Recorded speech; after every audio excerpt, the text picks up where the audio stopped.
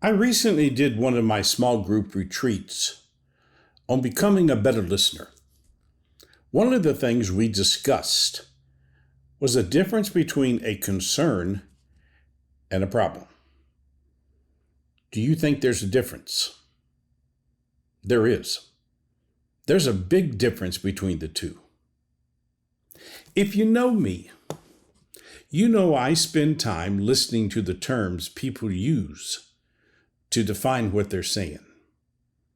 Many don't seem to understand the power that words have. Words contain meaning. You know, the one speaking can use one word, which for them says what they're seeking to say. But the other one who is listening can hear something completely different. Why? Because words work through your mind or emotions. They open up a message. Words release emotions. They don't always say what's needed to be said. Words can stop a conversation before it's finished. How many times have you been in a conversation and either you or the one listening says, "That's not what I'm saying"? Many times your confusion is created by whether words are filtered through your mind or your emotions. Your filtering system is a big part of whether you hear or listen to what's being said.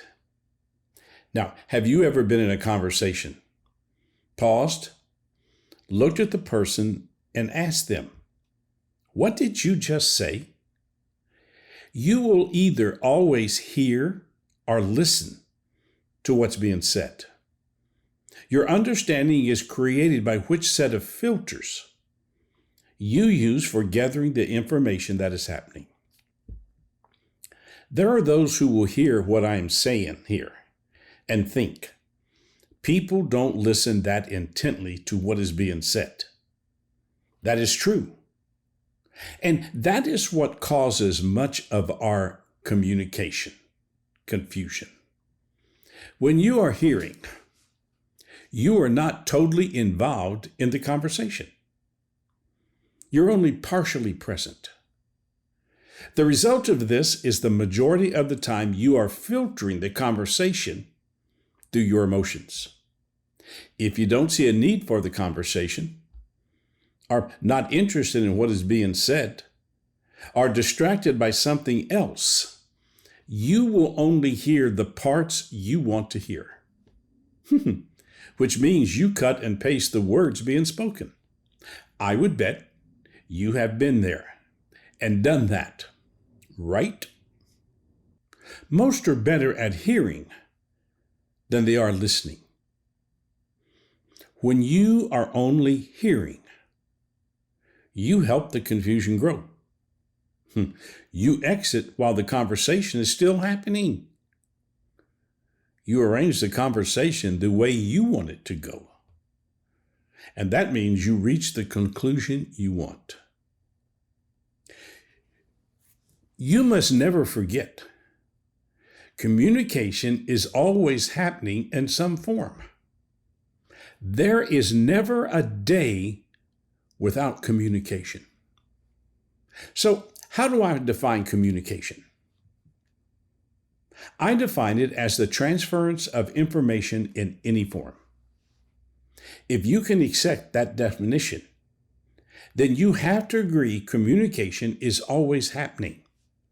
Now, this doesn't mean what is being communicated is always clear and understood. There are common barriers that make listening challenging. And some of these include lacks a common agenda. The interest in participating is not there. Struggles with the content. It's just more noise. Emotions take over. Then no purpose for this conversation. Any conversation where listening is not happening is simply words being spoken that isn't creating a common agenda, a common purpose, and a feeling this conversation is not going anywhere. I believe, and I really believe this, listening has become a lost art. We seem to live in a world of disconnect. There is so much noise going on around us, we can't concentrate on what is happening, which makes what? It challenging to focus. Listening lets others feel important. Investment in understanding. Listening says you're present. There's the seeking for an answer. Listening expresses caring, never pretends. Interest is expressed through your language. It narrows the conversation, and it gives the conversation the attention it needs. So, on a scale of 1 to 10, with 1 being poor and 10 being exceptional, how would you rate yourself as a listener? Know this: anything below a 5 says you are better at hearing than you are at listening. Don't forget the power of words. Let me remind you, think first, speak second. Hey, check out my website, richardflint.com, and see all the great things that we're doing that can help you, that can make your life stronger. One thing I would suggest to you, every Friday morning at 10 a.m., we have an open mic session where we have a question that we discuss. We come together, we talk about the question, and it's free. You can just come and have fun with the question.